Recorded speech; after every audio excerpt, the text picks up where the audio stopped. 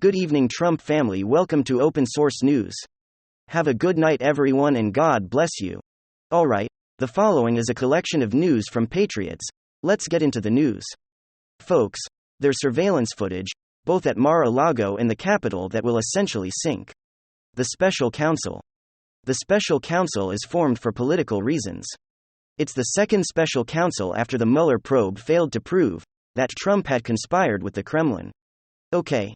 So now, what gives Democrats a boost in the polls is endless suspicion distrust investigations of Trump because FTX just imploded.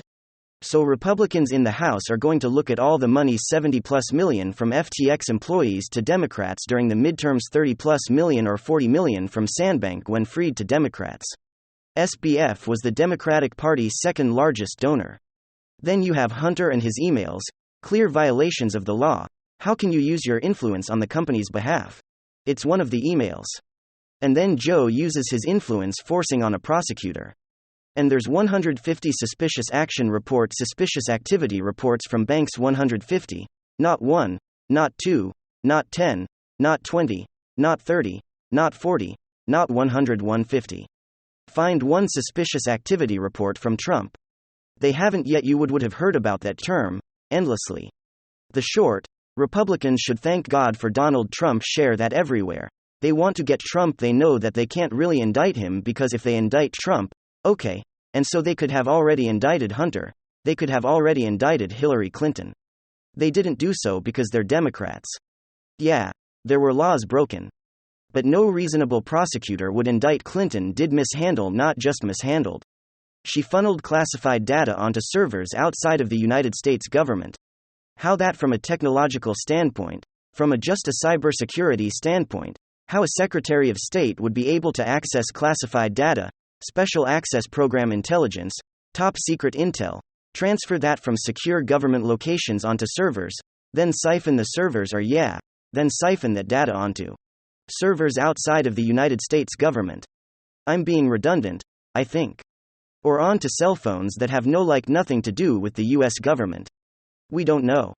Okay, that's impossible from a cybersecurity perspective. But the Presidential Records Act doesn't even have an enforcement mechanism. And if you look at CNN, Trump considering releasing surveillance footage of FBI Mar-a-Lago search. He has this surveillance footage. New York Post: Trump family watched FBI raid on security footage. He has that advantage. Then you have BuzzFeed General defend that man, claimed police let him into Capitol, found him not, judge found him not guilty of all charges. You had people being let in? It was not. Anyone who says that Trump tried to overthrow the government is making a really absurd leap of logic. It was a terrible, chaotic day that I condemn, but I also condemned the $1 to $2 billion in property damage. Was CNN in front of a building saying, oh, well, fire, but mostly peaceful. And I do respect why people demonstrated that summer. But you compare, the left and median CNN and Democrats let the country just descend into turmoil and chaos every single day. They're in major cities, there were boards. They boarded up windows, and they actually had messages for the demonstrators. Please, I agree with your cause, do not, torch or destroy the business there. Those messages were all over the place. And that wasn't like extreme Make America Great Again Republicans. The people who caused the most damage almost certainly looked like Hunter and Joe, and all the wonderful Democrats who talk about privilege, condemn privilege, and then benefit politically more than anyone else from privilege. And then this is some big news. Oh boy, this Twitter spectacle is really becoming something else, folks. I am loving every single little moment, of course the good, the bad and the ugly, but what I'm liking the most is the collective leftist meltdown. Man, the cope is absolutely insane. And basically, the point was that all the manufactured outrage that we were seeing from the left on the topic was totally disingenuous. And they were clearly misrepresenting the facts. Well, once again, they're doing the same thing. It's being reported that Elon Musk has gone even further. Last recovered, about 50% of the staff had already been let go. And at this point, apparently, it's reaching levels of 75%, possibly even all the way up to 90%. As Elon Musk is totally cleaning house at Twitter, and barely. Elon Musk is now locking employees, all employees out of the Twitter HQ in San Francisco and London as well. And the left is reporting that Twitter is crumbling, The infrastructure is gonna fall apart and that he's being a tyrant putting the whole thing on lockdown. But of course, like usual, like normal, there's a lot more to the story than the blue ain on Twitter crowd is letting on. Let me fill you guys in on everything that's going on Twitter. We're also going to talk about a bunch of accounts being reinstated and where it's most likely to go from here. Alright, folks. Take a look at this piece right over here from the Daily Mail. Twitter could lose 75% of its remaining 3,700 workers as hundreds resign overnight. Ruthless Elon Musk locks staff out of offices to stop potential sabotage, and trolls critics including AOC. Elon Musk gave staff a 5 p.m. Thursday deadline to decide whether they'll stay or give up their jobs. Fortune reports that as many as 1,000 employees ignore the ultimatum while others resigned. Musk's email told her rating staff to expect hardcore intensity with long hours as part of Twitter 2.0. Last night, resignations poured in on the company's Slack channel, and some resigned on Twitter too. There are fears that the site may crash as more engineers leave, but Musk remains unperturbed. He brushed off the exodus in subsequent panic, cracking jokes and trolling critics like AOC. She tweeted her sympathy for staff who had lost their jobs, and thanked them for building the site. Absolutely no idea. Of course, here's AOC once again interjecting herself just for a massive virtue signal. Here was her tweet: shout out to all the workers at Twitter. You built a vital place for connection, deserved so much better. Millions of people appreciate the space you've built, and the hard work that went into it. Thank you. To which my response is no one cares. AOC, please move on to the next virtue signaling trending topic. But the leftist machine is creating all kinds of outrage that ruthless, terrible dictator Elon Musk is locking down the building and destroying the company from within. What really happened is actually very simple. He released an email and said, "Look, we're pushing things into overdrive. We're going to take Twitter to the next level." He wants to create the X platform, the everything platform.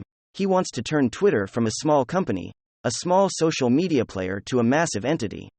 And in order to do that, just like he did with PayPal, just like he did with Tesla, SpaceX, he wants to turn up the intensity factor, work long hours, recruit people who want to work, share the vision, move it forward, and not these leftist hack employees who just want to sit on their behinds and collect a nice little paycheck for doing pretty much no dev work.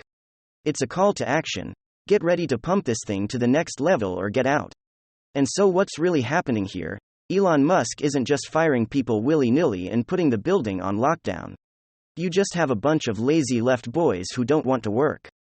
And now that it looks like they're actually going to have to work hard at their job at Twitter, they're leaving, not to mention a big part that a lot of these leftover leads are conveniently leaving out, or omitting in their criticism of Elon Musk's actions. The reason Elon Musk had to lock down the building is because you have active Twitter employees who are trying to sabotage the company before they leave. This is what the Twitter HQ in San Francisco looked like last night. And so clearly, Elon isn't wrong by trying to strong-arm these people, forcing them to resign their post because clearly they don't like Elon Musk. They don't like his vision and they shouldn't be a part of it. Everything that Elon Musk is doing is according to plan, and calculated. Yesterday, trending on the platform was that Twitter was going to fall apart because key engineering teams had left. There was an engineering exodus at Twitter. Well, there are a couple issues as of now, namely clicking a tweet, and it's showing that it's not available when it really is, and you having to refresh the page a couple times, or go to the initial source and find it, which of course isn't the greatest thing ever, but the whole structure seems just fine. It seems as though Elon Musk was right. It was a bloated company with a bunch of useless devs doing absolutely nothing. And even after firing 1,000s of people, Twitter still runs normally and moving forward as he continues to recruit and expand, and they continue to push all of their new projects forward. It's gonna keep happening. The company is going to continue expanding under Elon Musk's leadership, like every other company that he's taken over. This is what Elon Musk does. He doesn't start companies from scratch. He didn't start Tesla. He bought Tesla and took it to the next level. He also didn't start PayPal. He's noted as PayPal's founder, but someone else had created the platform or was a relatively small tech startup. He came in and took it to the next level. And this is exactly what Elon Musk does. And he's probably going to do it with Twitter as well. All the leftovers who are saying that Twitter is going to die now that all of these very important left-wing software engineering geniuses have been forced out of the company. What is Elon Musk ever gonna do without all the pink hair septum nose ring? Devs? Oh, no. Well, not only is the platform still alive and well and moving forward, and it seems as though the infrastructure is intact and still working. Not only that, but for the last 2 weeks consecutively, Twitter has reached all-time record high usage. Another bogus leftist narrative falls apart. Twitter is going to crash and burn after Elon Musk takes over and hits all-time highs.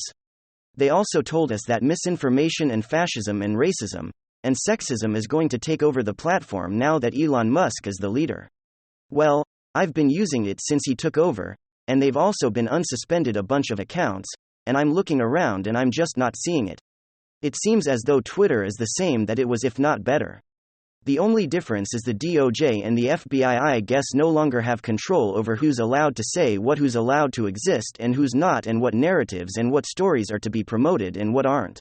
In other words, Democrats no longer control the platform to spread their misinformation and propaganda. Seems like a win-win to me, and another win-win seems if you're a Twitter employee, and that's the image of Twitter that you were fighting for, well, you resigning or firing, that seems like a win as well. And speaking of the platform moving forward, making good on its promises of free speech, of course within certain limitations, today the Babylon Bee Kathy Griffin, and Jordan Peterson and Andrew Tate actually were all on banned good. I don't agree with them all, especially Kathy Griffin. Jordan Peterson, of course, is fantastic. The Babylon Bee is top tier, agitates, he makes some good points every now and then. But him as a character and philosophy, I don't necessarily align with one-to-one. Regardless of whether I agree or disagree with these different individuals, doesn't matter. I'm glad that they're all reinstated. Now the final question is Alex Jones gonna get reinstated as Donald Trump? The decision to reinstate Donald Trump, the fact that it's taking so long, I find this utterly ridiculous, but I'm assuming there's more to the situation than we're probably privy to. So we'll have to see what happens there. Elon Musk publicly stated that they're currently trying to make the decision. Alex Jones, however, Elon Musk responded to somebody asking to unban him, and he said no. A lot of people are concerned over this, and claim that Elon Musk doesn't believe in free speech, but I'd say slow your horses a little bit. People were saying the same thing, that he was just trolling about buying Twitter. He ended up doing it. Let's see what happens. Let's see what the rationale is, what the reason is. It could possibly be a legal reason considering everything that's going on. The idea that him not immediately unbanning Alex Jones shows that he's not committed to the whole free speech platform thing, I think, is a little bit unfair. In general, people are being reinstated. People are being unbanned. It's overall a positive, a massive W. The left boys are screeching, coping, trying to push narratives through Twitter trends. The collective left is losing their collective mind, and so I guess it's just another good day. Alright folks, that's the update. Have a great weekend. We will have more updates for you this weekend.